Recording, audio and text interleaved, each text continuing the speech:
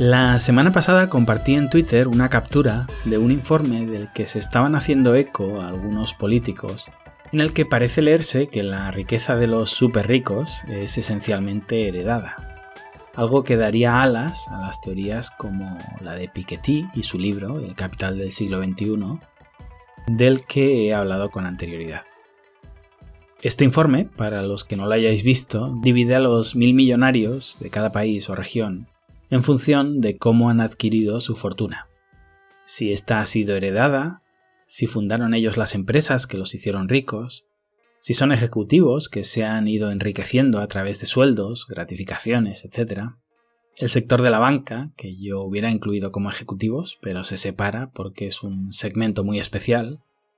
Y por último, si esta riqueza se debe a favores políticos, estar cerca del poder.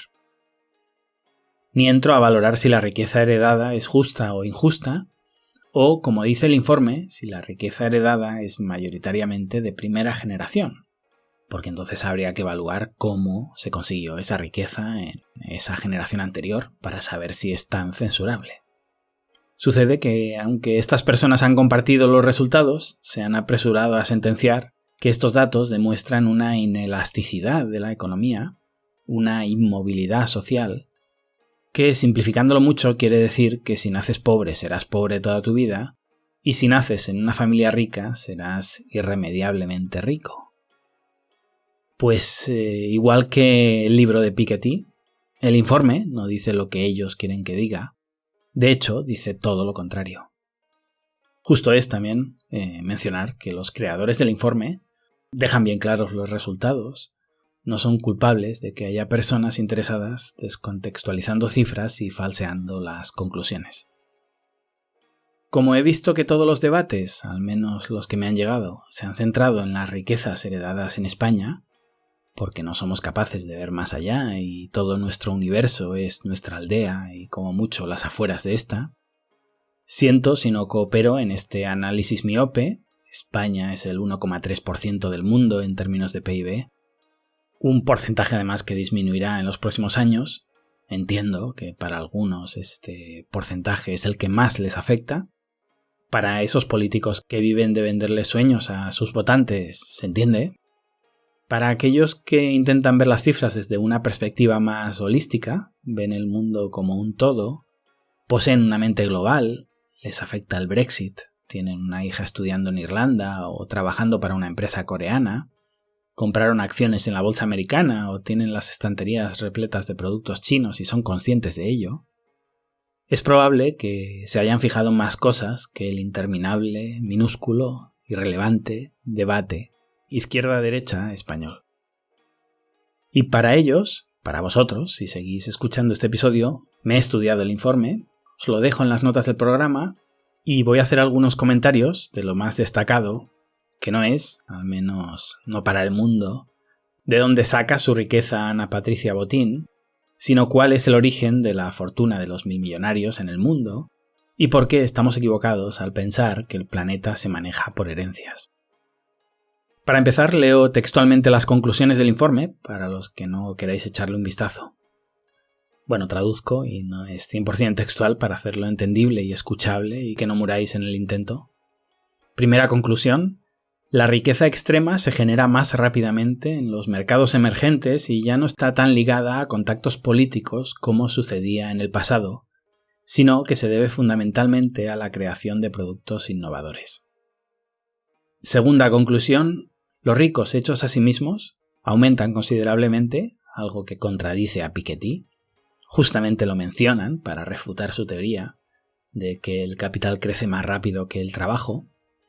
Estados Unidos es el ejemplo ideal y, ahí sí, el contraejemplo sería Europa, donde las regulaciones provocan una menor movilidad de la riqueza y que por tanto ésta se mantenga en las mismas manos más tiempo.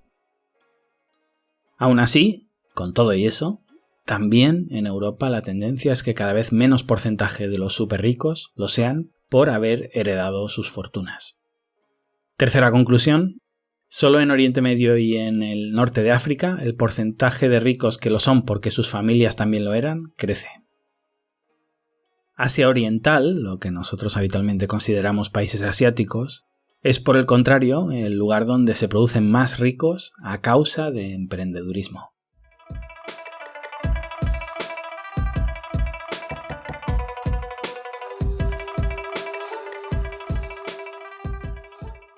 Tras las conclusiones de los propios autores del informe, que no dejan lugar a dudas, intento aportar mi grano de arena en el análisis.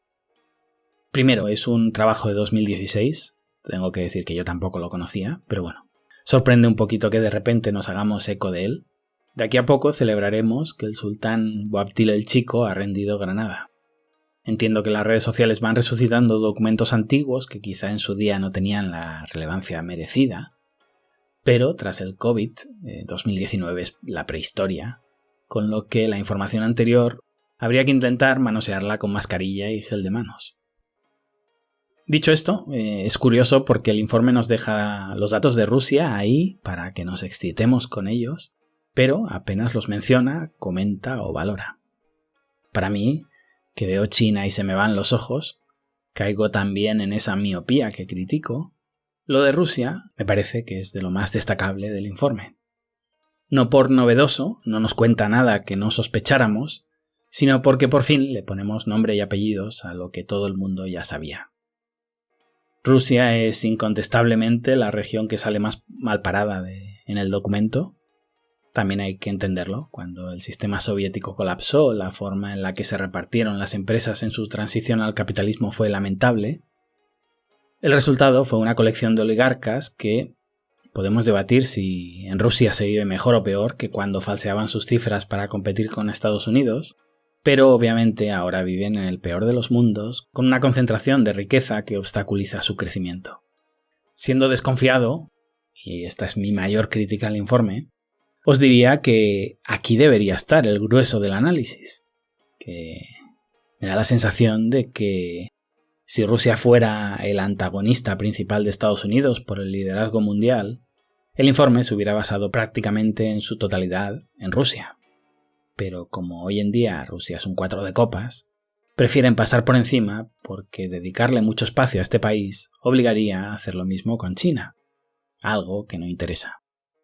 Así que renunciamos al sexo con la mantis, no sea que al final nos devore. Si os fijáis, hablan de China como país emergente. En serio, ¿se puede ningunear más a uno de los grandes triunfadores del informe? Y alguno podréis estar de acuerdo, es difícil evaluar esto. Es un debate cualitativo, no cuantitativo. Y como aquí el más tonto hace relojes, para evitar este debate, Hong Kong y Singapur también cuentan como emergentes. Yo recomendaría a los autores del documento a pasar unos días en Singapur. Imagino que en Hong Kong ya habrán estado, dos de los territorios que suelen liderar prácticamente todos los índices de competitividad por encima de países como Finlandia, Nueva Zelanda y otros países hiperadmirados por quien todavía ningunea a Asia. Solo por daros 4 datos, Singapur lleva 8 años consecutivos liderando el ranking Doing Business. Está considerado por el Foro Económico Mundial como la economía más competitiva del planeta. Está entre el puesto 3 y el 6 como país más rico del mundo, según qué organismo miramos. 9º en desarrollo humano, teniendo en cuenta que se mide por estándares occidentales. 1ª en libertad económica, segunda es Hong Kong. Se van intercambiando estas posiciones cada año en una competencia sensacional, lejísimos del 3º. En fin, podríamos pasarnos horas dando datos de Singapur, que no es capaz de igualar ningún país occidental. Llamar a Singapur emergente es como llamar a Bill Gates clase media baja. Pero, como digo, el objetivo no parece ser ridiculizar a Singapur, sería muy torpe. El objetivo es hablar lo mínimo posible de China. Por acabar con Rusia, si este canal se llamara Lejana Kamchatka, frío siberiano o algo así, me pararía a investigar uno por uno a todos esos oligarcas rusos, porque seguramente tienen historias sensacionales detrás.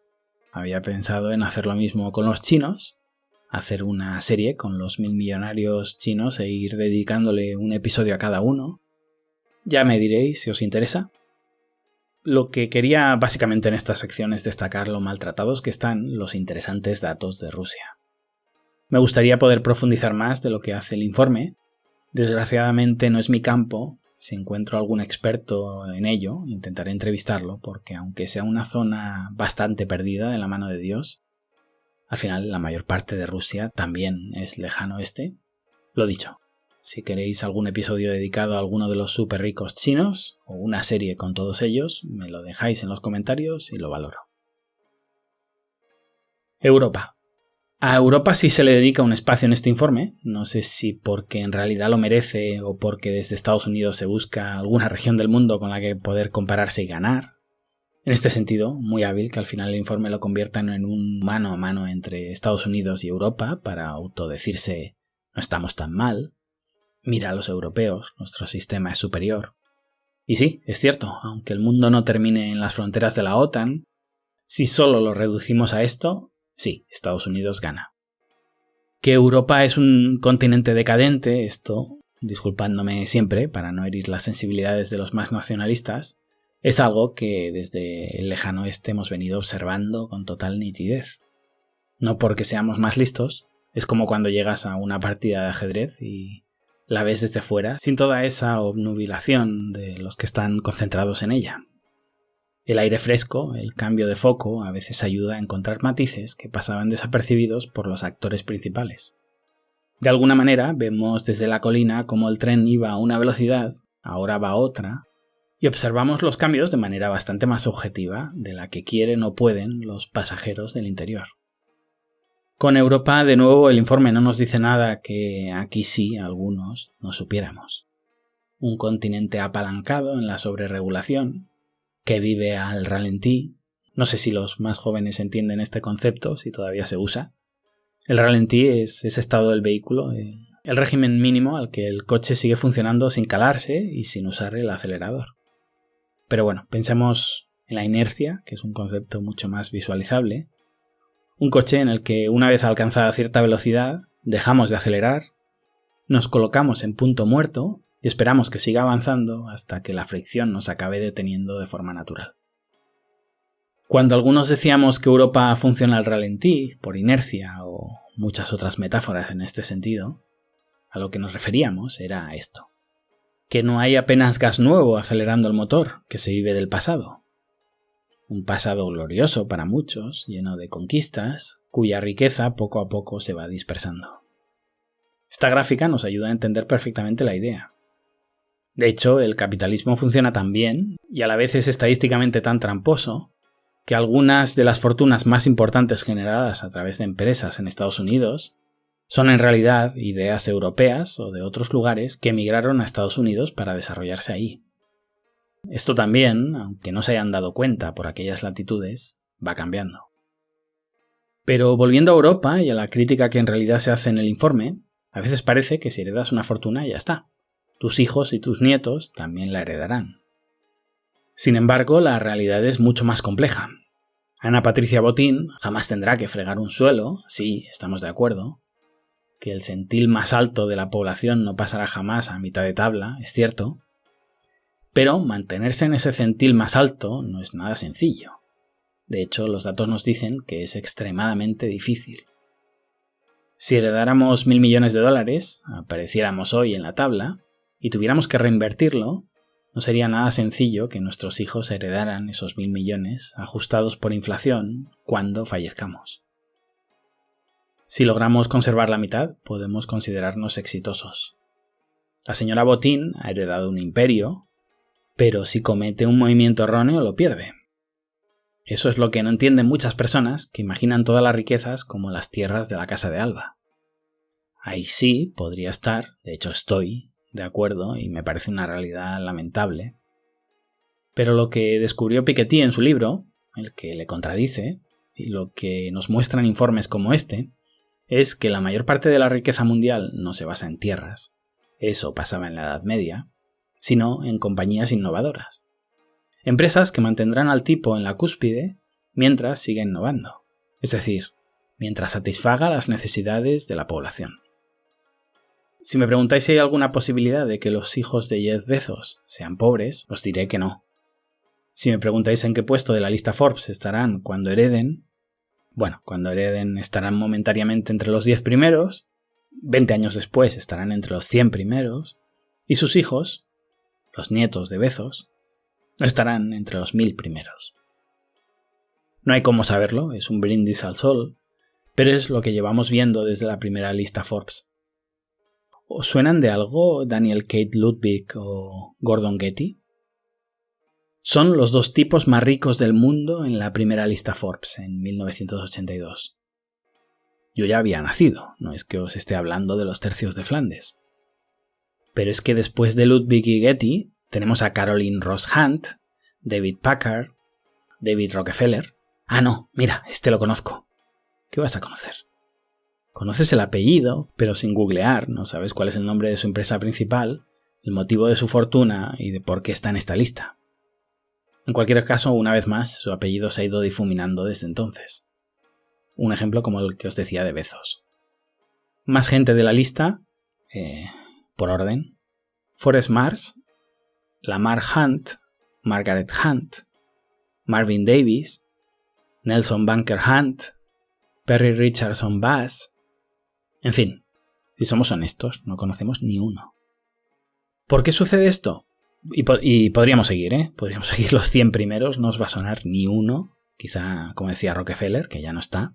En aquel momento todavía se mantenía algo de los supermillonarios de 100 años antes. La mayoría ya habían desaparecido. Y hoy ya han desaparecido los de esa lista. ¿Por qué seguimos pensando que la riqueza se hereda cuando los tipos más ricos del planeta no son capaces de conservarla? Ahora no recuerdo el dato, pero creo que de la primera lista Forbes, de los 100 primeros, hace 38 años, ninguno se mantenía en el top 100 de hoy. Han desaparecido todos. Y no porque hayan muerto, sus herederos tampoco figuran. Bueno, coged con pinzas esta afirmación, creo que era algo así, no importa mucho. Quedaos con la idea. Decía, ¿por qué sucede esto? El informe lo que dice, y se puede corroborar también con los datos del capital del siglo XXI, lo que dice es que en cada crisis hay una destrucción brutal de capital. La crisis asiática de los 90 limpió una cantidad enorme de superricos asiáticos que perdieron gran parte de sus fortunas. La crisis de las .com, la de 2007-2008, la que nos deja el coronavirus, aunque esto pasa después del informe, obviamente. Aunque siempre nos cuenten que después de una crisis hay más superricos que antes, nos engañan jugando con la calidad y obviando la composición. Es cierto, sí, cada vez hay más superricos, pero estos no son los mismos. Antes de hablar de Asia, un par de comentarios acerca de Estados Unidos, porque todavía sobre el papel es la primera potencia mundial, aunque en PIB ajustado por paridad de compra ya no lo sea, para no caer también en esa miopía que criticaba. Y lo cierto es que, para ser justos, si Rusia es lo peor del informe y Europa le va detrás, después de Japón y China, la tercera región o potencia más exitosa de este informe es Estados Unidos. Es la estrella del informe, ya que los americanos también, y aquí sí con más razón que los europeos, se sienten el ombligo del mundo, y aquí se destacan algunas cosas interesantes: el gran poder de su sector financiero, que supone el 26,9% de los superricos, solo el 28,9% de ricos que lo son gracias a herencias. Teniendo en cuenta que ha sido la gran potencia mundial en los últimos 80 años, es sorprendente la renovación interna que experimenta. Es, creo, una de las grandes bazas americanas y algo que hace que todavía puedan plantar cara a China. No he escuchado nada de ese 3,8% de riqueza provocada por conexiones políticas. Me parece el dato más preocupante de Estados Unidos y todo el mundo pasa por encima.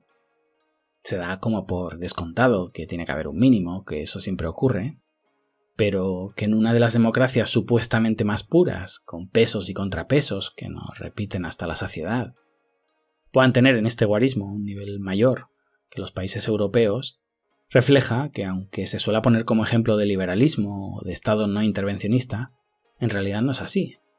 He comentado alguna vez que Estados Unidos gasta porcentualmente más que España en sanidad, algo que le revienta la cabeza a todos aquellos que critican la falta de inversión americana en sanidad.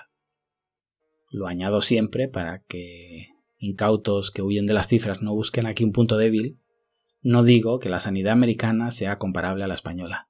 Digo que gastan más en ella, porcentualmente, Y obviamente en números absolutos gastan infinitamente más que España en este concepto. En general, igual que la gente repite que China es comunista, se repite que Estados Unidos es un paraíso neoliberal, nos venden las etiquetas, que las conservamos para siempre, y como decía aquella frase, si la realidad dice otra cosa, peor para la realidad. Estados Unidos, y en ese 3,8% se ve, es un país brutalmente intervenido. El peso del Estado sobre el PIB es gigante, incomparable con lugares como Singapur o Taiwán, con lo que hay mucho donde beneficiarse si eres un lobista que se mueve bien por los pasillos de Washington DC o, peor me lo pones, Virginia. También fijémonos en una cosa que nadie ha mencionado, ha pasado desapercibida en el informe, y es el desglose porcentual de millonarios en esas subdivisiones consensuadas. Riqueza heredada, conexiones políticas, empresarios hechos a sí mismos, etc. Es un desglose porcentual según el número de ricos en ese país. ¿Esto qué significa? Que si en tu país, imaginemos, solo hay un rico, que es un científico que descubrió la vacuna del COVID y la patentó, en las estadísticas figurará que el 100% de los superricos de ese país son ejecutivos. Imagino que lo colocarían en esta columna. Fijaos que esa gráfica sería, no sé si decir tramposa. No es que la riqueza del país solo se genere con el trabajo y no haya espacio ni para herencias ni para empresarios, etc. Es que es el único que pasa de los 1.000 millones y por tanto copa el 100% de la estadística de su país. Es decir, sin dejar de ser cierto, sobre todo en los países donde hay pocos 1.000 millonarios, hay que coger los datos con pinzas. Esto me pasó, de hecho, con Georgia, un país al que le tengo cariño, he vivido allí algunas temporadas, y cuando revisé sus números, en el informe veo, el 100% de los superricos está ligado a conexiones políticas. Uf, cuánta corrupción, ¿no? Claro, hay uno, y se hizo rico por arrimarse al árbol adecuado. No es significativo para entender la economía de Georgia. Si miras Grecia, ¿qué te dice el informe? 66,6 de riqueza heredada, 33,3 de conexiones políticas. Mal, ya sabemos todos cómo funciona Grecia, pero ¿qué nos dicen estos datos? Que hay 3 tipos por encima de los 1.000 millones, 2 heredaron y 1 merodea el Congreso. No es significativo, aunque en este caso concuerde con la idea que tenemos de Grecia. ¿Por qué para mí es destacable que Estados Unidos tenga un 3,8% de superricos generados a través de conexiones políticas? Porque es el país con más superricos del mundo y el 3,8 de mucho es mucho. Es decir, porcentualmente es poco, pero debería ser motivo de alarma que esa cantidad de lobistas estén haciendo dinero que no merecen.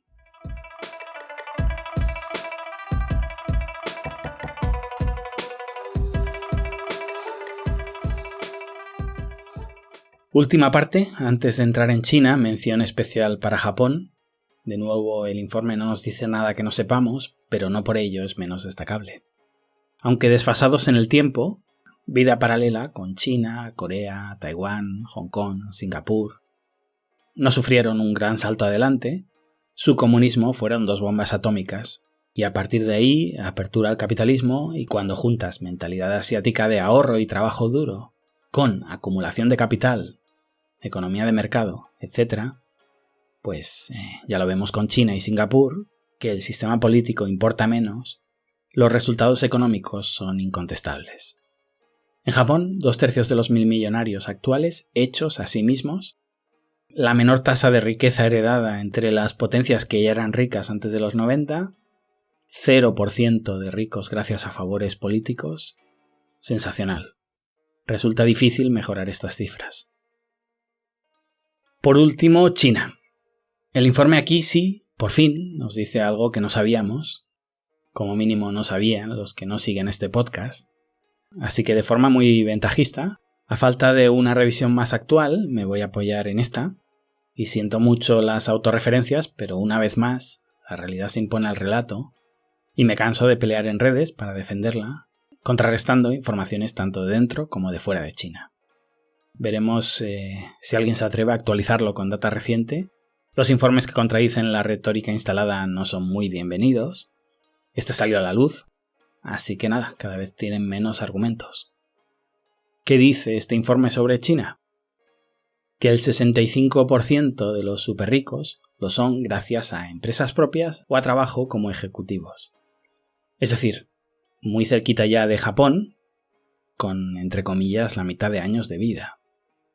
Un 89%, si agregamos el sector bancario, es decir, 9 de cada 10 superricos chinos, lo son sin conexiones, herencias o nada similar. El otro 10% lo es gracias a favores políticos, un dato negativo sin duda, pero años luz de lo que se sigue contando en Occidente o de la desinformación que se promueve desde China por algunos periodistas occidentales. Un país donde se hace dinero emprendiendo o trabajando en grandes empresas, nada que ver con el comunismo, con los favores gubernamentales y por supuesto con una nula incidencia de las herencias, ya que cuando salieron del comunismo no había nada que repartir. Tiene si cabe más mérito esta multiplicación de superricos a base de trabajo porque venían de la más absoluta miseria. Y si alguien dice, qué curioso, cuando hablas de Estados Unidos algo menos de un 4% te parece mucho. Cuando hablas de China un 9,2% te parece poco. No, por supuesto, es un dato alto, ya he dicho, un dato terrible. Lo que destaco es que si le preguntáramos a alguien de estos que repite todos los días lo de dictadura comunista, le daría probablemente un 50% como mínimo a las riquezas que lo son gracias a sus conexiones políticas. No digo que los números de China sean buenos, digo que son espectaculares con respecto al relato que se nos vende. Y que casi un 90% de ricos lo sean por su trabajo duro, frente al 67% americano o al 42% de España, me parece que rompe con la idea instaurada y repetida hasta la saciedad de economía planificada, plan quinquenal, dictadura comunista y toda esa retahíla de desinformación con la que nos llenan la cabeza y nos invitan a formarnos una imagen de China completamente adulterada. Seguramente si viéramos este informe no de 2016 sino de 2006, la cantidad de superricos por contactos gubernamentales sería todavía menor. Entonces Beijing no era una capital rica y el gobierno central no estaba acordonado por una cantidad ingente de lobistas. Irremediablemente estos números van a empeorar. Cada vez más Beijing es más importante relativamente. A día de hoy el efecto capitalidad que vemos en Madrid, París o Londres es imparable en Beijing. Y en 10 años, cuando China se parezca más a Estados Unidos o a las socialdemocracias europeas, por desgracia el porcentaje de ricos heredados y contactos políticos será mayor. A vosotros, los oyentes del lejano oeste, no os sorprenderán los datos de China. Al resto los podemos dividir en dos grupos. Los que se sorprenden muchísimo porque no entienden cómo la dictadura comunista china vuelve a romperle sus esquemas por enésima vez, aunque no están dispuestos a que la realidad les mueva de su butaca, donde tienen muy claro quiénes son los buenos y quiénes los malos, y los que, como decía al principio, ni ven a China en el informe, está en el saco de los emergentes, mentes locales cuyo mundo es Europa y Estados Unidos. Y hoy, en homenaje a Japón, que lo nombro poco en este podcast, a los dragones asiáticos y a China, voy a hacer un pequeño homenaje a estos países que han trabajado duro para llegar hasta aquí. Os voy a dejar con un proverbio japonés. Tarde o temprano, la disciplina vencerá a la inteligencia. Gracias y hasta pronto.